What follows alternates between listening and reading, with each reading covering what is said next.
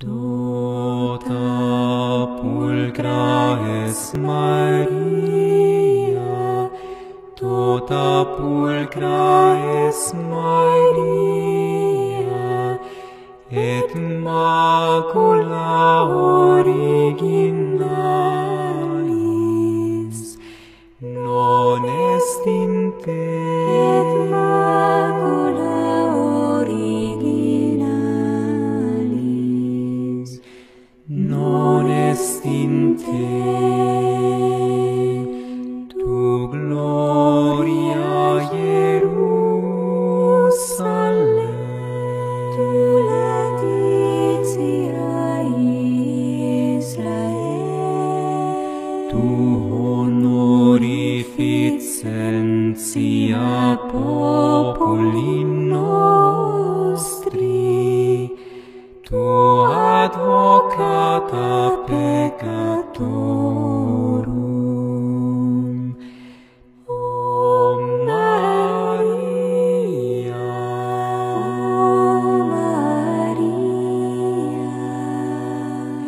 Virgo prudentissima, Mater clementissima, ora pro nobis, intercede pro nobis, ad Dominum Iesum Christum.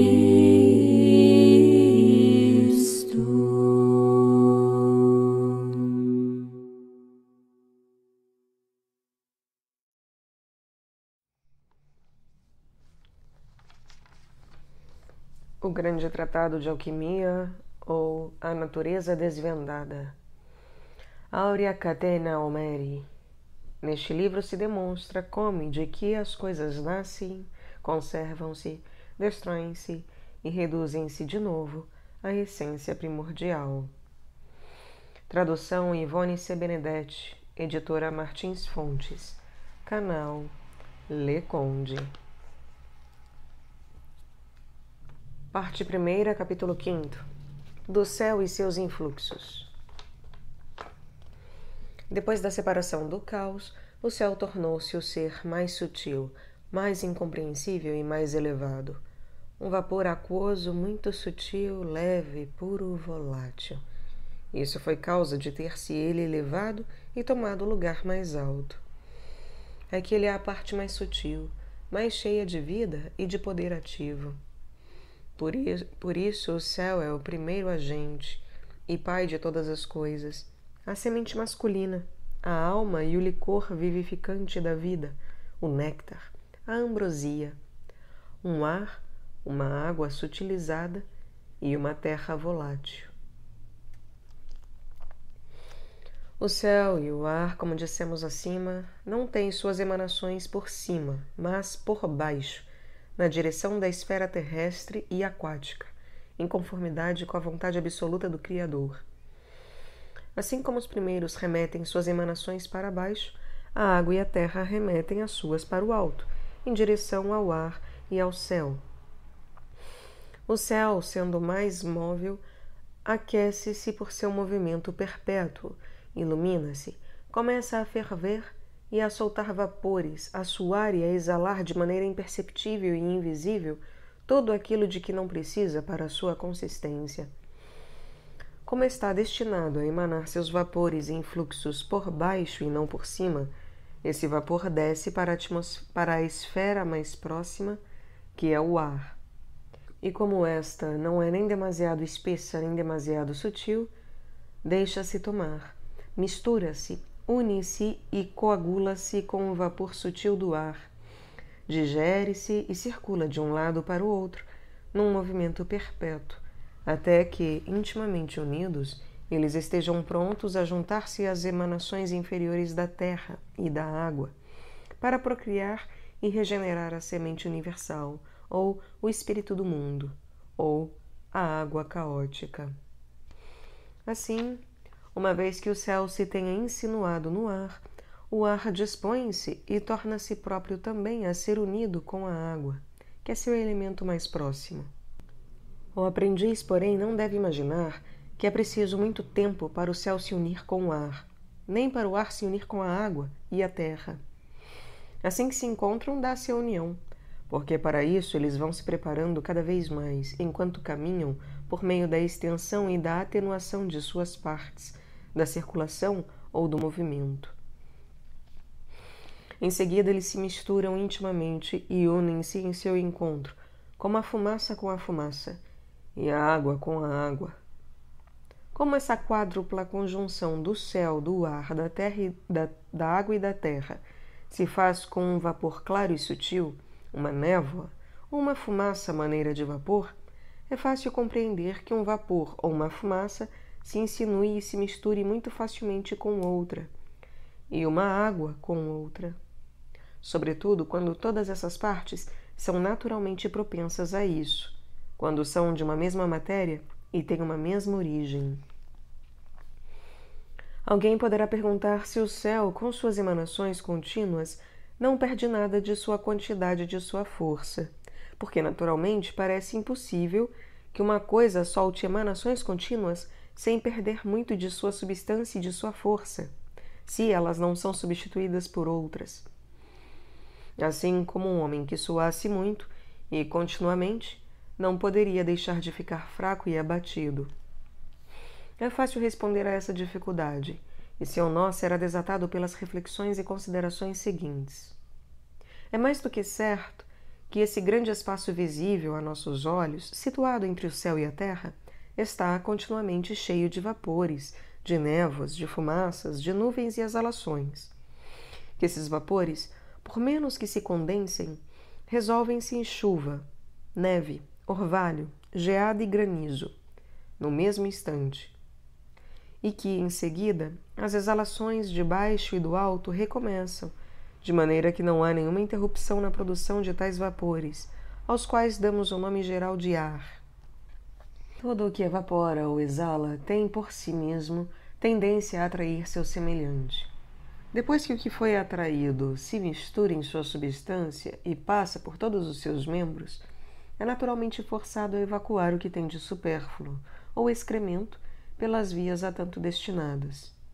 É como o homem que, quando está num lugar onde sua respiração não é livre, ou quando está esgotado pelos suores, para não perder a vida, é obrigado a tomar ar, ingerir comida e bebida, e a atrair tudo isso como coisas que lhe são análogas.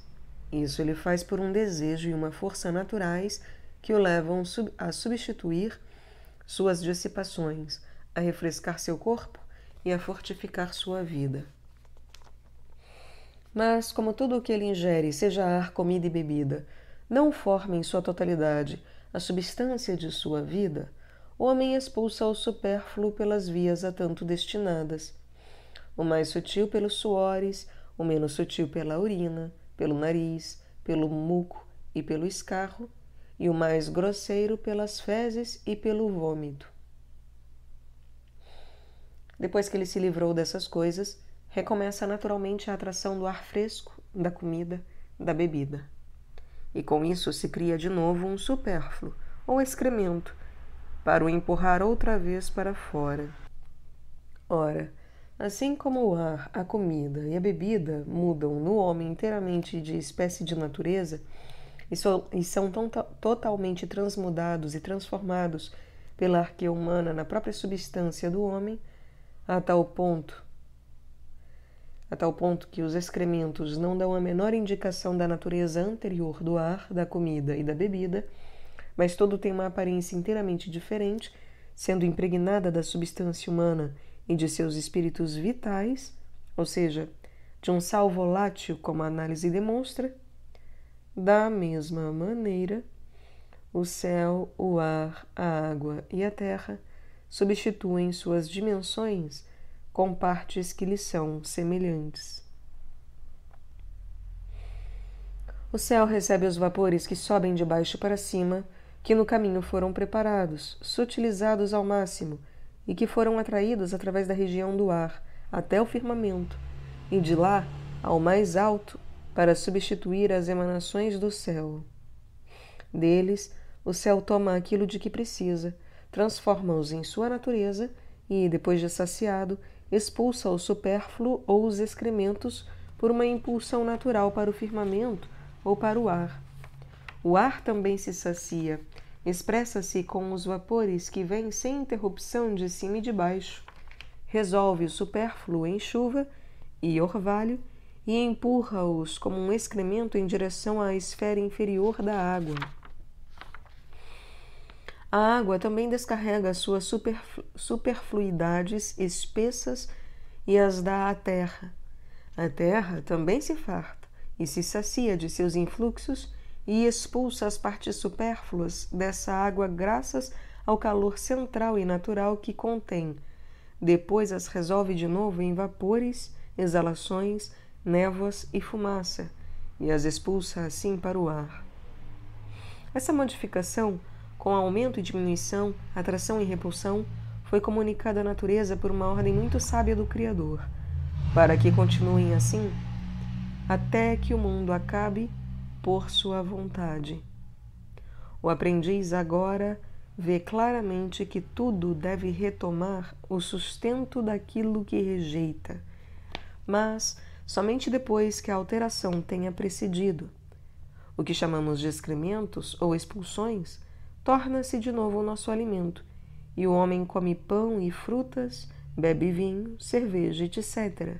E com isso faz seus excrementos, que são levados de volta aos campos. Nestes semeiam-se os grãos, e assim o homem faz crescer de novo o alimento a partir de seus próprios excrementos. Do mesmo modo, uma árvore perde as folhas no inverno, estas caem no chão, apodrecem e transformam-se num suco que penetra em sua raiz, engorda e alimenta de novo a árvore da qual saiu. Observando todas essas coisas, conhecemos o superior e o inferior de Hermes, a cadeia de ouro de Homero, o anel de Platão, e, por fim, nos convenceremos de que uma coisa se transmuda em outra e, pela vicissitude das coisas, volta a ser a mesma coisa, ou coisa semelhante à que foi antes.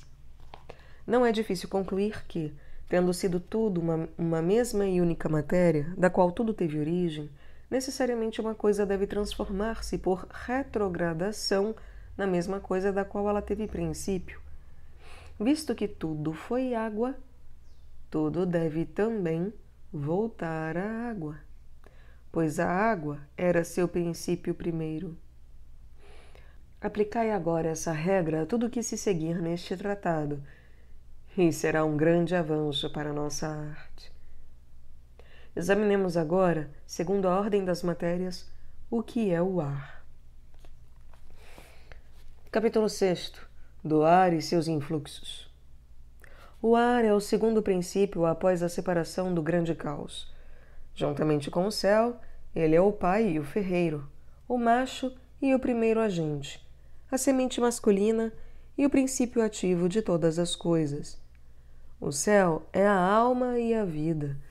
O ar é o espírito e o receptáculo da alma e da vida, e, por conseguinte, o espírito vital do macrocosmo. O ar é um vapor sutil aquático, ou uma água transformada em vapor, um vapor um pouco mais espesso e mais grosseiro que o céu. Por essa razão, com sua espessura, ele abraça o influxo sutil do céu e o fixa para transformá-lo em sua própria substância e natureza aérea. Ele também recebe os vapores inferiores, ainda mais espessos, aquáticos e terrestres, como seus semelhantes em relação à sua origem, e faz a conjunção deles consigo e com o céu. Além disso, por movimentação e circulação contínuas, ele os reduz à unidade. Finalmente, espessa-se com os vapores que sobrevêm sem interrupção de cima e de baixo, resolve-se em orvalho, chuva, neve, geada, e esses meteoros precipitam-se sobre nós, sobre a água e sobre a terra, para serem mais trabalhados. Vê-se, pois, que o ar é o primeiro meio para unir o céu com a água e a terra, e que sem ele o céu não poderia assimilar-se à água e à terra. Que ele é o primeiro que recebe o influxo total do céu, que ele junta, une e liga esse influxo celeste com as emanações inferiores, aquáticas e terrestres, para formar na sua esfera o princípio da semente universal de todas as coisas. Pois um vapor, como se disse acima, mistura-se de bom grado com outro vapor, uma água com outra água, uma terra com outra terra. Mas uma terra não abraça facilmente um vapor, nem se mistura com um vapor sutil, e mesmo que porventura ela retivesse uma parte, a mais fixa desse vapor, a parte maior se evolaria. Se ao contrário o vapor se torna água, quanto mais espessa for essa água, mais facilmente se misturará com a terra e até se tornar a terra à força de espessar-se. De mesmo modo, a terra, sutilizando-se cada vez mais por meio da água e do ar, transforma-se, enfim, em água e ar. Assim, a natureza trabalha por intermediários ou coisas médias, e não vai imediatamente de um extremo ao outro. A terra e a água devem transformar-se em fumaça e vapor, conforme vemos diariamente, assim como o céu e o ar. Então eles se unem como coisas semelhantes, formam com sua mistura uma semente que se resolve em orvalho e chuva, etc.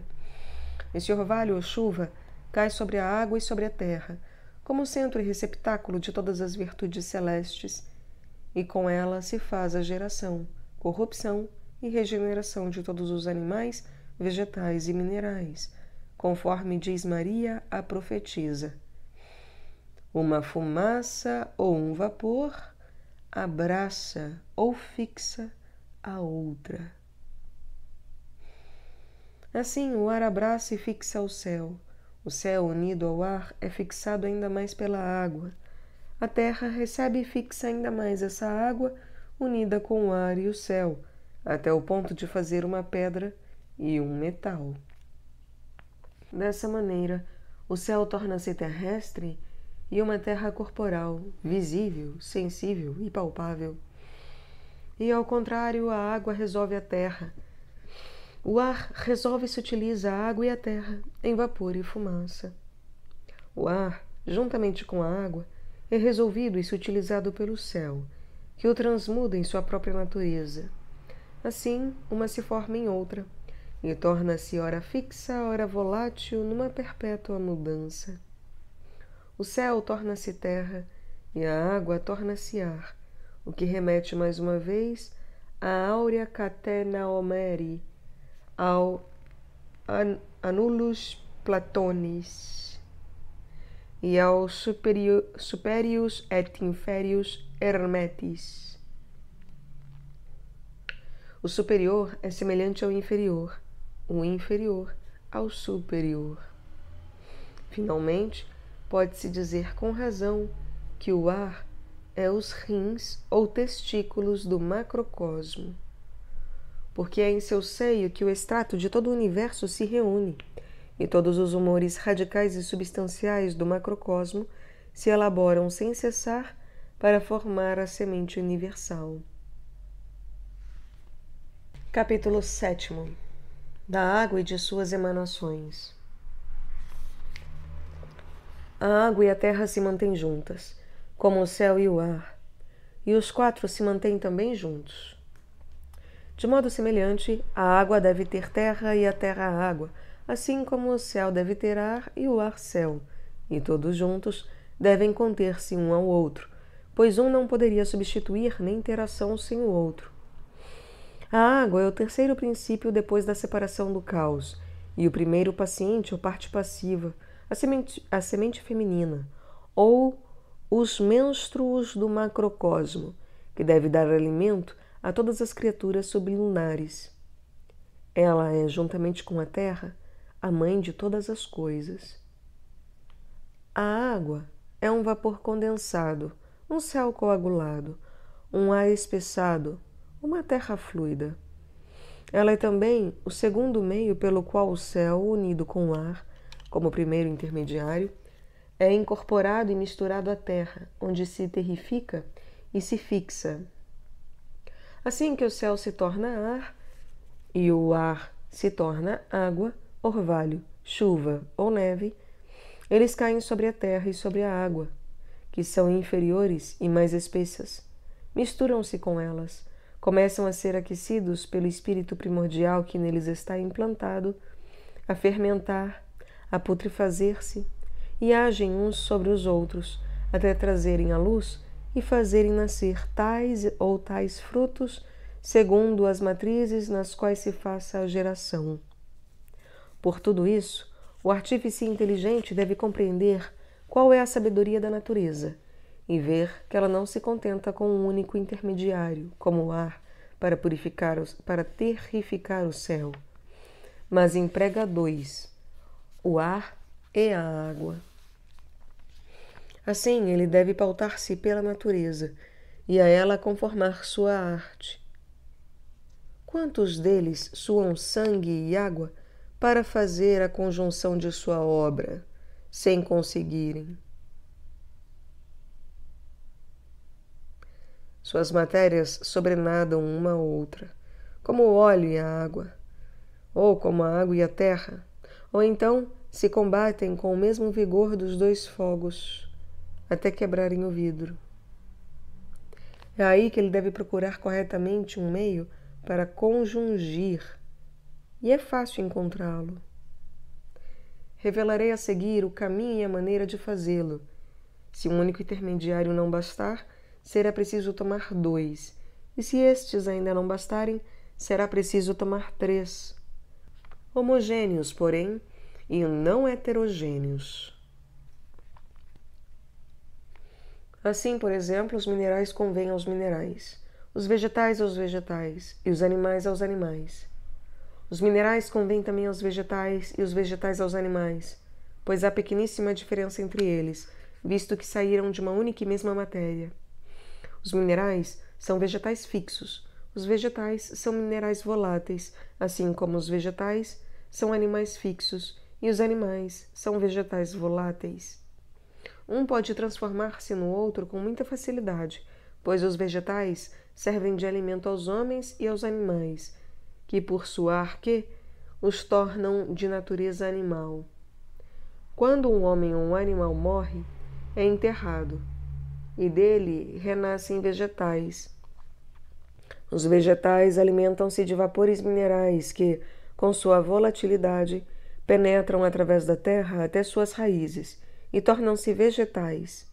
Os vegetais, quando apodrecem e se tornam de uma natureza salina e nitrosa, são resolvidos pelas águas e levados pelas trilhas e fendas da terra, ou pelos rios até o mar, e de lá ao centro da terra, onde voltam a subir para a natureza mineral. Prestando atenção a todas essas coisas, o aprendiz compreenderá como um se transforma muito naturalmente em outro. Um se torna fixo, o outro volátil. E conforme adquira mais graus de fixidez e de volatilidade, adquire também uma qualidade diferente, porque todos os corpos, como se disse acima, se diferem pelos acidentes, assim como os elementos de que são compostos. O céu e o ar são, portanto, o pai e a semente masculina de todas as coisas. A água é a semente feminina e o menstruo. A terra é a matriz e o vaso no qual os três superiores, acima mencionados, operam todas as gerações que lhes são ordenadas pelo Criador. Mostraremos amplamente no capítulo sobre a terra de que maneira a terra e a água soltam suas emanações no ar e exalam vapores e fumaças para a procriação da semente universal do espírito do mundo e a regeneração do caos. Capítulo 8. Da terra e de suas emanações. A terra é o quarto e último princípio depois da separação do caos e a parte mais baixa, assim como o céu é a mais alta, e o ar e a água são as do meio. O céu é o que há de mais sutil, a terra o que há de mais grosseiro. O céu é volátil, a terra é fixa. A água e o ar são medianos, diferem, porém, segundo seus graus de volatilidade e fixidez.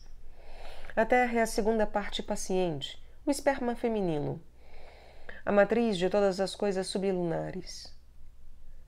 É um céu fixo coagulado, uma água fixa coagulada, um ar condensado, um vapor convertido em terra, um ser fixo coagulado, o centro, o vaso de todas as influências celestes e da semente universal, da qual na terra e pela terra nascem todos os minerais, vegetais e animais. Para demonstrar com poucas palavras de que maneira a terra e a água se tornam vapor, ar, fumaça, névoa e exalação para a procriação da semente universal ou a geração do caos, e como elas se elevam no ar até o mais alto céu, basta prestar atenção ao que se segue. Antes de mais nada, o leitor deve aplicar-se a compreender bem meu pensamento, pois por céu não entendo o céu empíreo, onde Deus tem sua morada com seus eleitos, que é privilegiado e isento de alterações e operações naturais, porque só abaixo dele se dão as alterações por mandamento expresso de Deus Todo-Poderoso, sem que elas possam chegar até ele.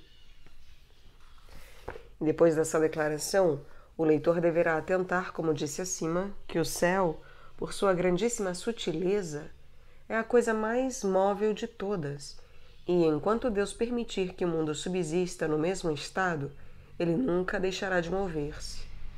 Que esse movimento se comunica àquilo que lhe está mais próximo, que é o ar, mas enfraquecendo-se, que o ar, em seu movimento, agita também a água, e esta agita a terra, mas que todos esses movimentos se tornam sucessivamente cada vez mais fracos e lentos. Vê-se que o ar é agitado pelo céu, porque há continuamente um ar ou vento agitado mais ou menos. Não é necessário provar que o ar agita a água. Os navegadores sabem que muitas vezes, mesmo quando são impedidos de continuar em sua rota, sendo obrigados a parar pela calmaria, a água é extremamente agitada pelas vagas e pelas correntes. Para convencer-se de que a água agita a terra, basta observar que ela carrega continuamente consigo areia, pedras, etc., que são uma terra quebrada por ela, escavada e arrancada de um lugar para outro. Ali ela os espalha, aqui os acumula, e com eles cria montanhas e vales, segundo as disposições dos lugares. Cada movimento causa um calor, seja perceptível, seja imperceptível. Nos animais terrestres, o calor é muito sensível, ao passo que nos animais aquáticos percebemos pouco ou nada desse calor, e até percebemos, por assim dizer, mais uma frialdade. No entanto, toda a vida deve ser causada necessariamente pelo movimento e pelo calor resultante desse movimento, pois o frio extingue a vida. Assim sendo, pode-se ousar concluir que há um calor sensível e um insensível.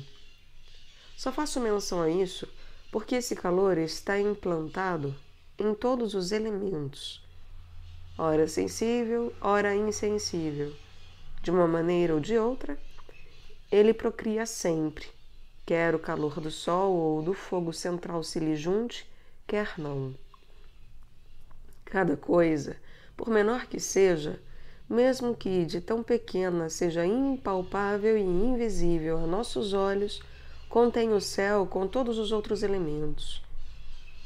Cada coisa, por menor que seja, mesmo que de tão pequena seja impalpável e invisível a nossos olhos, contém o céu com todos os outros elementos.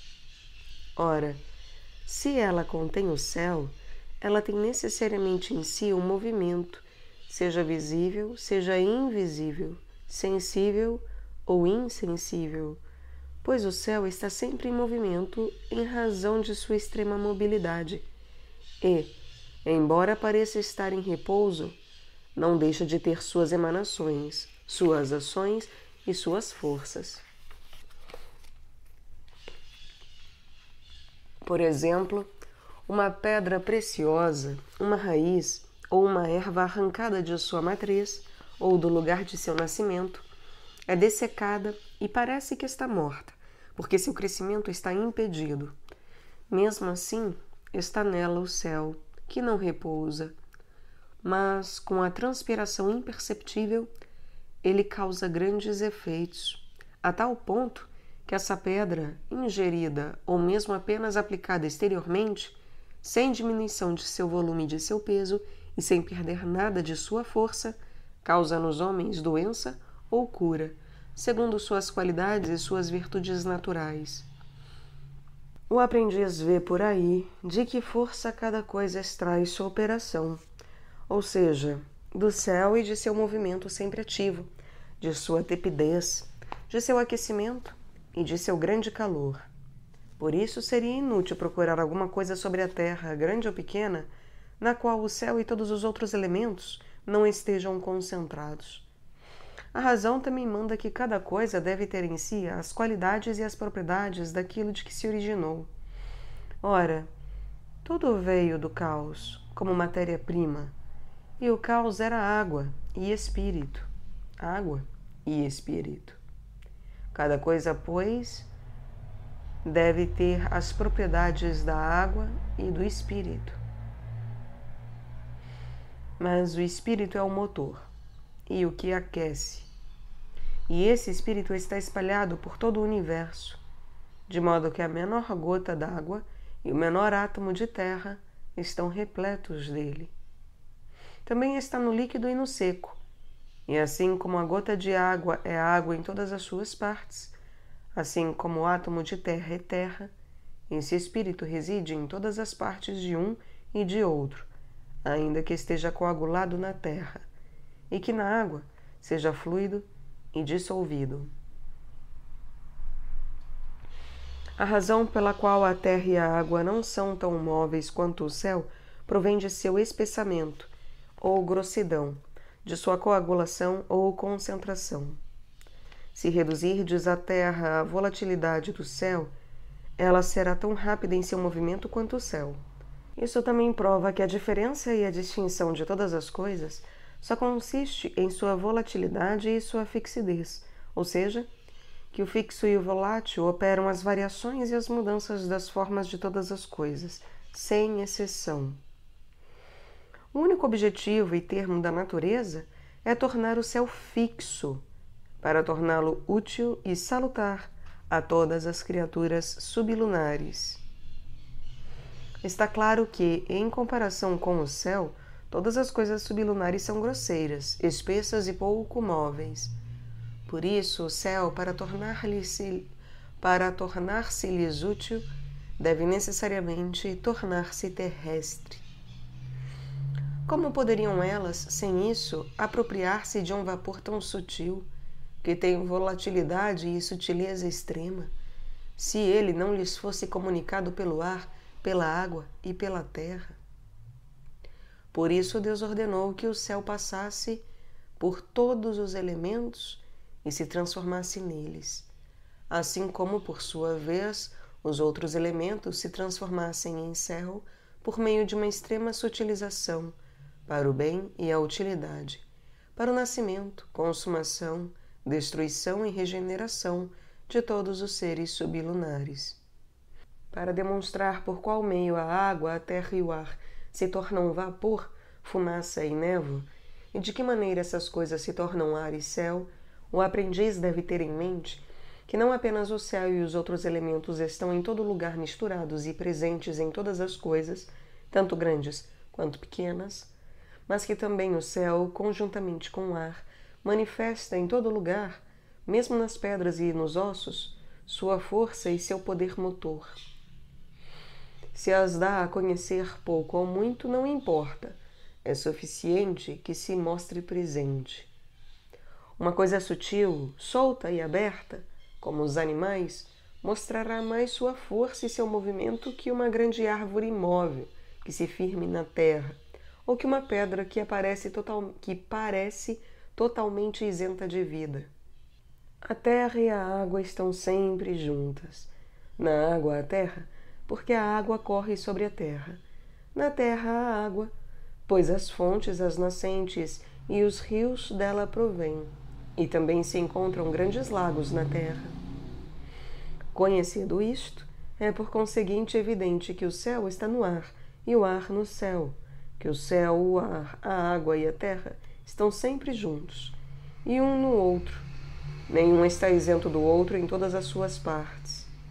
E, assim como é impossível que um homem possa viver sem alma e sem espírito, também é impossível que um elemento possa passar sem o outro. A água e a terra, portanto, são cheias de céu e ar. A água e a terra, portanto, estão cheias de céu e ar.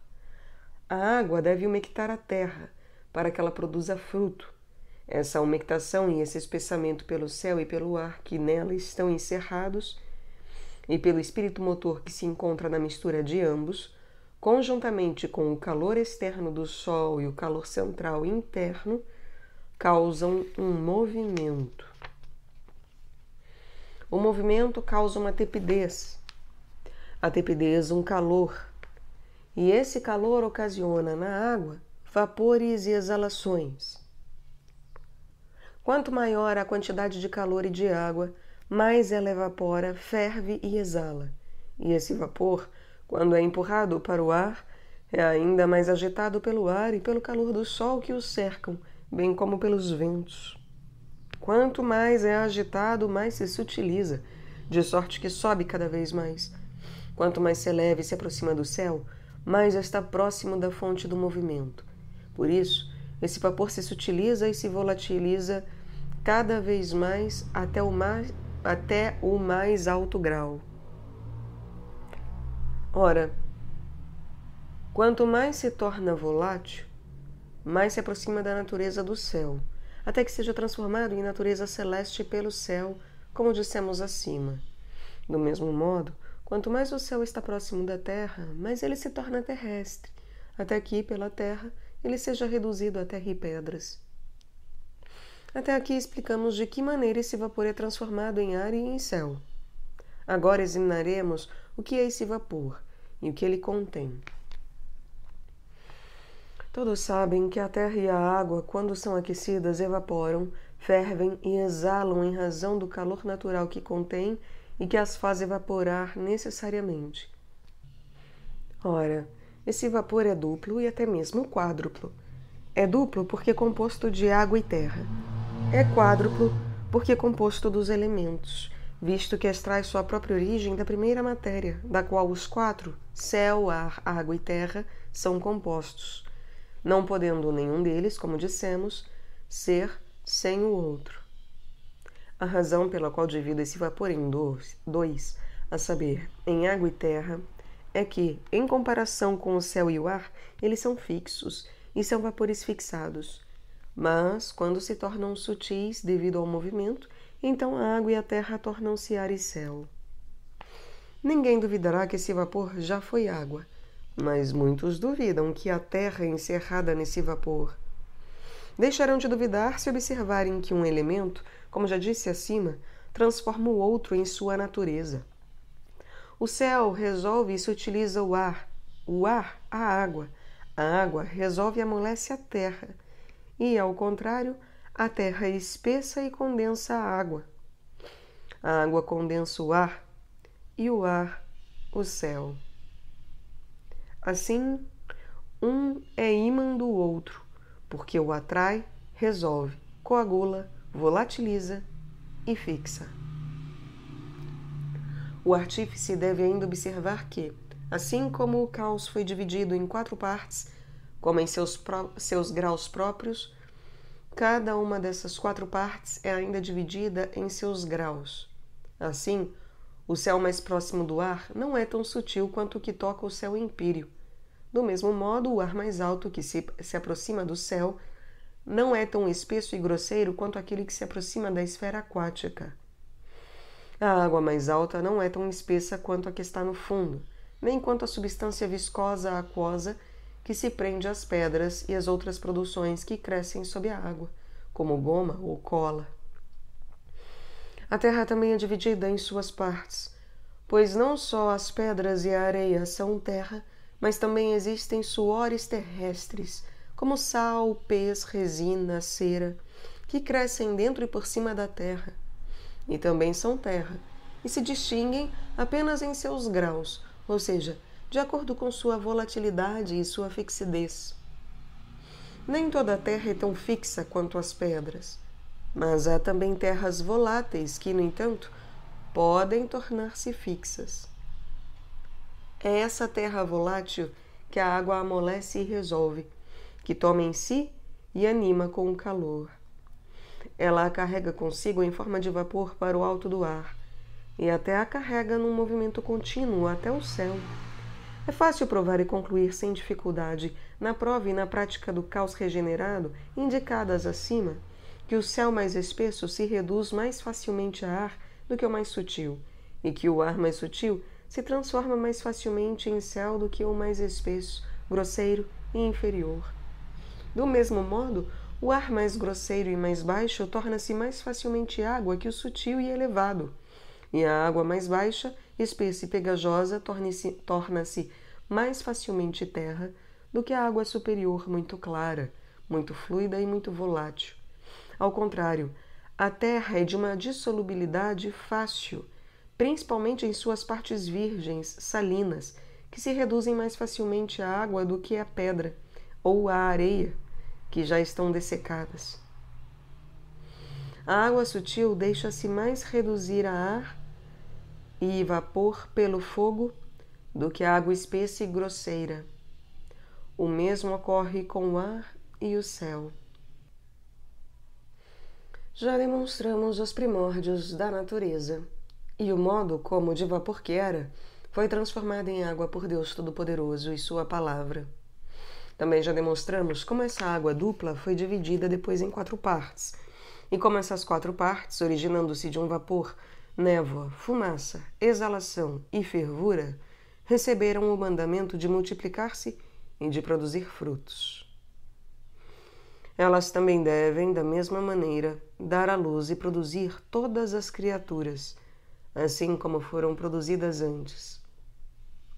Como tem origem num vapor primordial, essas 4 partes também devem, contínua e conjuntamente, produzir um vapor semelhante, inteiramente da mesma matéria e substância, sem nenhum defeito. Esse vapor também deve tornar-se água, e mesmo por regeneração, uma água caótica, da qual todas as coisas devem ser engendradas de novo, conservadas, destruídas e regeneradas, sem nenhuma descontinuidade, até o fim dos séculos. Era de todo necessário, pela vontade de Deus, que os 4 elementos produzissem tal água, e mesmo por razões naturais, convenientes, isso não poderia ser de outro modo, pois eram filhos da mesma mãe. Assim, eles têm o poder de reproduzir a mesma semente que receberam. Todos os indivíduos daí resultantes são feitos à imagem desses 4 gêneros.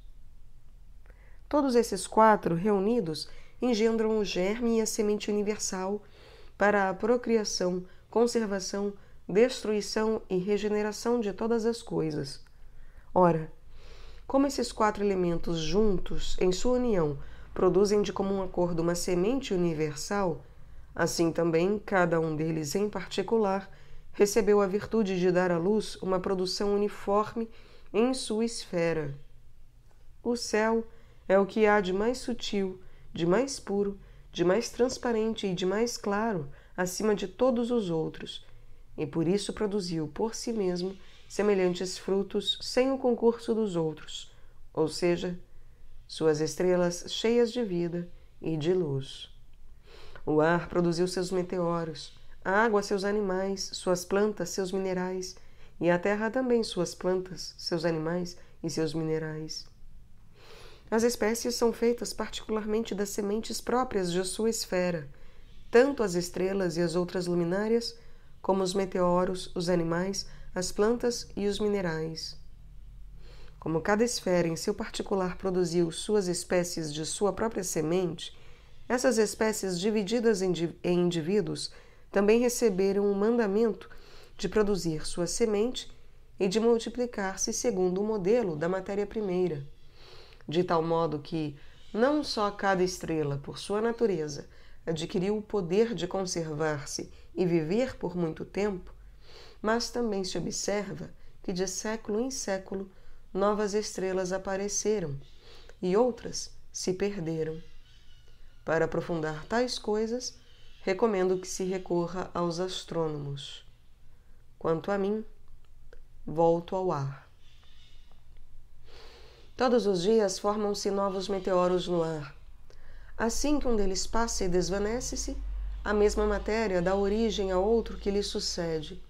Mas essa produção contínua dos seres é mais fácil de observar na esfera aquática e terrestre. Vemos que cada animal e cada planta, ao chegar à perfeição, adquire o poder de produzir seu semelhante. E esse poder multiplicativo vai quase até o infinito, pois assim que um morre e perece, dele renasce outro em seu lugar, ou mesmo 10 vezes mais. Vê-se a mesma coisa nas substâncias, nas pedras e nos minerais, que parecem desprovidos de vida. Mesmo que da terra se extraísse a quantidade de pedras que se extrai, e se elas fossem empregadas durante milhares de anos para fazer grandes e pequenas construções, nunca se chegaria ao fim, pois até agora não se percebeu a mínima diminuição, e os homens sempre encontrarão abundantes montanhas, pedras e minerais. Disso o leitor deve também concluir que cada esfera procria seus indivíduos que nos parecem distintos uns aos outros. No entanto, os gêneros celestes, assim como os do ar, da água e da terra, são diferentes apenas em razão de sua volatilidade e de sua fixidez. E cada indivíduo se distingue também dos outros em sua esfera particular da mesma maneira.